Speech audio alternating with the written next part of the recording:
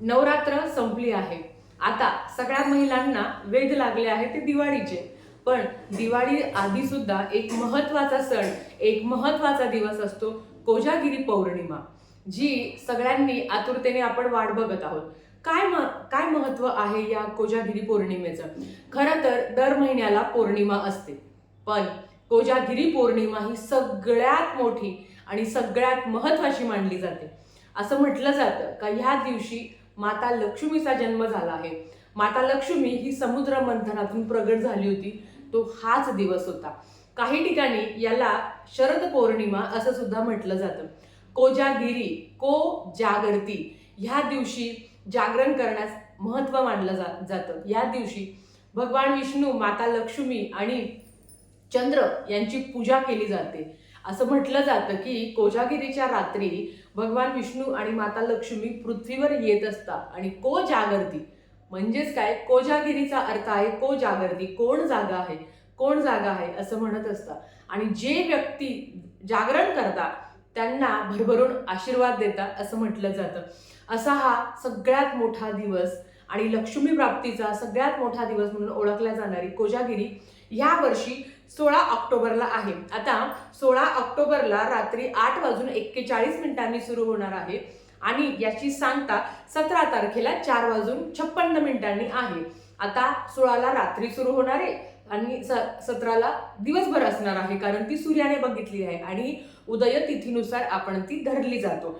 तुमच्या बऱ्याच प्रश्न, बऱ्याच समस्या, त्याची सगळी माहिती घेऊन मी येणार आहे. काळजी करू नका. सत्यनारायण कधी करायचं किंवा जी 12 वाजेची सेवा आहे ती नेमकी कधी करायची त्याच्याबद्दल सगळी माहिती सांगणार आहे. आजच्या व्हिडिओमध्ये ज्यांच्या देवघरात ह्या वस्तू नाही आहे त्यांनी कोजागिरीच्या आधी आपल्या देवघरात ह्या वस्तू आणावा आणि कोजागिरीच्या दिवशी त्याची स्थापना करावी. आता जसं मी तुम्हाला व्हिडिओच्या सुरुवातीला सांगितलं की हा दिवस माता लक्ष्मीचा जन्मदिवस म्हणून ओळखला जातो. आता काय आहे, काय करायचं आहे आपल्याला बघा. ज्यांच्याकडे ह्या सगळ्या वस्तू आहे आणि सगळ्यात महत्त्वाचं, ज्यांना अध्यात्मात गोडी आहे, ज्यांना सेवा करायची आवड आहे, त्यांनीच ह्या गोष्टी घ्याव्या. देवघरात जास्त पसारा करण्यात अर्थ नाहीये. देवघर हे सुटसुटीत असावं, पण ज्या काही बेसिक गोष्टी आहेत त्या असणं महत्त्वाचं आहे. आणि सणावाराला या गोष्टींचा आपल्याला फायदा होतो, त्याचा वापर आपण करत असतो. त्याच्यातली सगळ्यात महत्त्वाची ती म्हणजे, त्याच्या पण आधी एक सगळ्यात महत्त्वाची की हा फोटो दिसत असेल तुम्हाला. आता हा फोटो, याचं तुम्हाला दिसलंय का? हा. आता ह्या फोटोमध्ये काय आहे आणि याची प्राइस तुम्हाला सांगते. मी केंद्रातून घेतले, अगदी 36 रुपयाचा फोटो आहे बघा. आता फ्रंट कॅमेरामुळे तुम्हाला उलट वाटत असेल, पण 36 रुपयाचा हा फोटो आहे. या फोटोचं काय महत्त्व आहे ते तुम्हाला सांगते बघा. प्रत्येक घरात आपण महाराजांचा फोटो, आपली अन्नपूर्णा, त्याच्याबरोबर भगवान शंकर असतात, त्यांची मूर्ती, त्यांची शिवपिंड आपण ठेवत असतो, गणपती बाप्पा असतात. पण घरामध्ये ज्या घरात भगवान विष्णूंचे माता लक्ष्मी पाय चेपत आहे ना, तो फोटो ज्या घरात असतो ना, त्या घरातून माता लक्ष्मी कधी जात नाही. सत्य. याचं कारण तुम्हाला सांगते.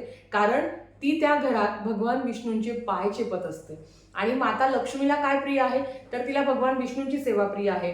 आता काही काही घरात भगवान म्हणजे माता लक्ष्मी आहे आणि पाठी भगवान विष्णू आहे, असा सुद्धा फोटो चालतो. पण ह्या फोटोला खूप महत्त्व आहे, जो मी तुम्हाला दाखवला. भले तुमच्या घरात माता लक्ष्मीची फक्त मूर्ती असेल देवघरात, लक्ष्मी किती चंचल हे तुम्हाला काही नव्याने सांगायची गरज नाही मला.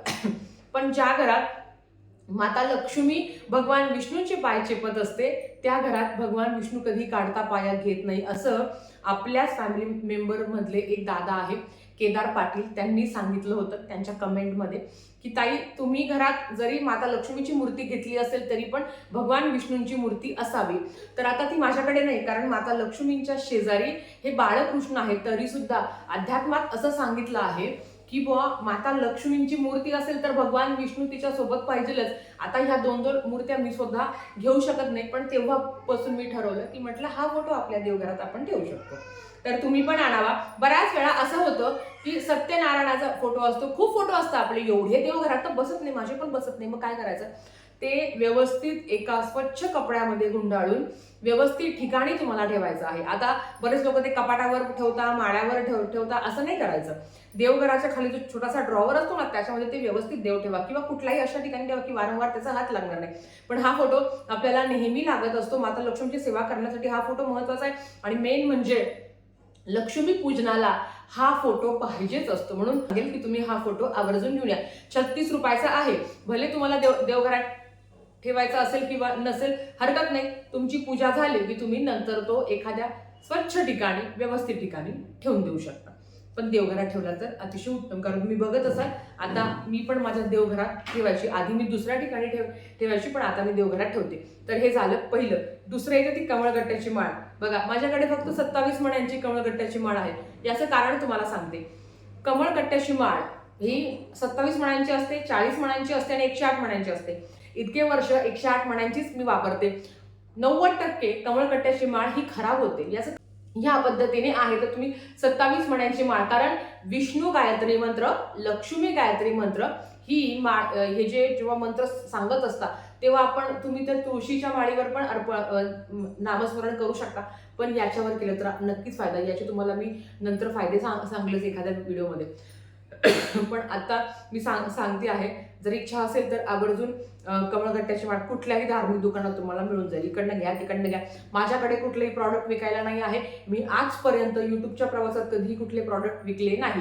तुमच्या जवळपास जी दुकान असेल तिकडनं जाऊन तुम्हाला आणायचं आहे. तिसरं, श्रीयंत्र. 90% बायकांच्या घरात श्रीयंत्र आहे. पण जर तुम्ही फक्त आणून ठेवणार असेल तर त्या श्रीयंत्राला काहीही हरकत नाही. मग ते न आणलेलं बरं. तुम्ही जर त्याच्यावर सेवा करणार असेल तरच ठेवा, नाही तर आणून ते धुळीत पडलेलं असतं, तुम्ही त्याच्याकडे बघत पण नाही, असं नाहीये. तर श्रीयंत्र सुद्धा तेवढंच महत्वाचं आहे. आपल्याला कोजागिरीला त्याची सुद्धा पूजा करायची असते. त्याच्याबरोबर दिवाळीला किंवा दर महिन्याला आपण त्याची पूजा करत असतो. तर ह्या ज्या काही गोष्टी होत्या त्या आणायच्या आहेत. कवड्यांची सेवा ज्यांनी केली नसेल काही कारणांमुळे नवरात्रीमध्ये, त्यांनी आवर्जून ह्या कोजागिरीला त्या कवड्यांची सेवा करा. कवड्या ह्या आई भगवतीला अतिशय प्रिय मानल्या जातात. तर ती कवड्यांची सेवा जर तुम्हाला करायची असेल तर आधीच तुम्ही त्या 9 किंवा 7 तुम्हाला ज्या पद्धतीने आणायच्या त्या पांढऱ्या कवड्या तुम्ही आणू शकता. त्या पांढऱ्या कवड्या आणायच्या आणि नंतर मग मी तुम्हाला सांगेल. जर तुम्ही मागचे व्हिडिओ पाहिले असेल तर त्याच्यात तुम्हाला माहिती आहे की त्या कवड्यांची काय सेवा करायची असते. आणि अर्थात आता लक्ष्मी पूजनाला जी पोटली बनवली जाते वर्षभराची, ती सुद्धा तेवढीच महत्वाची असते. तर त्याच्यासाठी ज्या काही वस्तू लागणार आहेत त्या आपण नंतर बघूया. आजच्या व्हिडिओमध्ये ह्या ज्या तुम्हाला मी गोष्टी सांगितल्या आहेत त्या तुम्ही आवर्जून आणा. जर तुमच्याकडे ऑलरेडी असेल तर काहीच खर्च करायची गरज नाही.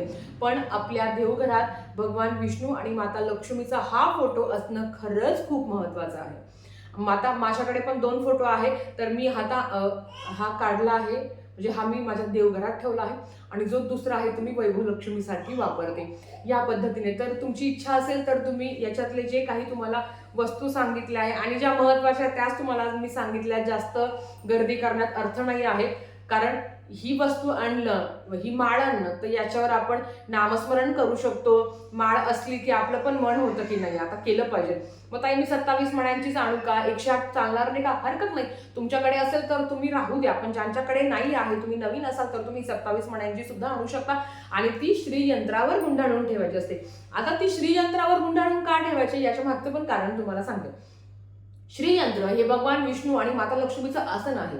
आपल्या घरात जर श्रीयंत्र असेल तर त्याच्यावर जेव्हा आपण सेवा करत असतो त्याचे अनुभव आपल्याला दीर्घकाळ आपल्या सोबत असतात. मग त्याच्यावर रोज एक कमळाचं फूल व्हायचं असतं. आता मला सांगा, रोज कमळाचं फूल आपल्याकडे मिळेल का? नाही ना. म्हणून ही कमळगट्ट्याची माळ आहे, ही कमळाच्या बियाणे तयार झालेली माळ आहे, जी आपण तिथे त्यांना अर्पण त्या श्रीयंत्रावर अशी गोल गुंडाळून ठेवू शकतो. आता माझी छोटी आहे तर मी अशी जरी ठेवले तरी होऊन जाते. तर मी तुम्हाला सांगेल का ही माळ आवर्जून आणा. आणि शुभ मुहूर्त आहे. माता लक्ष्मीचा जन्म झाला आहे. समुद्र मंथनातून माता लक्ष्मी प्रगट झालेली आहे.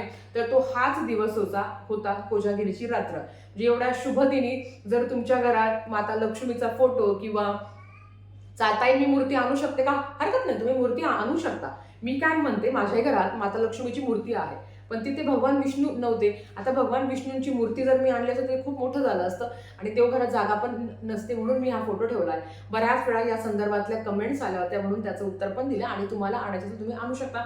आता मी केंद्रातून घेतला, 36 रुपयाला तुम्हाला कुठल्याही दुकानात मिळून जाईल आणि तुम्ही सुद्धा पूजा करा. तर हा महत्त्वाचा फोटो आहे जो आपल्याला आवर्जून लागणार आहे. ठीक आहे. आजच्यासाठी फक्त इतकंच. झालेली सेवा स्वामींच्या चरणी, माता लक्ष्मीच्या चरणी मी रुजू करते आणि आजचा व्हिडिओ इथेच थांबवते. आवडला असेल तर लाईक शेअर सबस्क्राईब करा. भेटूया परत अशाच एका नवीन व्हिडिओसोबत. तोपर्यंत श्री स्वामी समर्थ.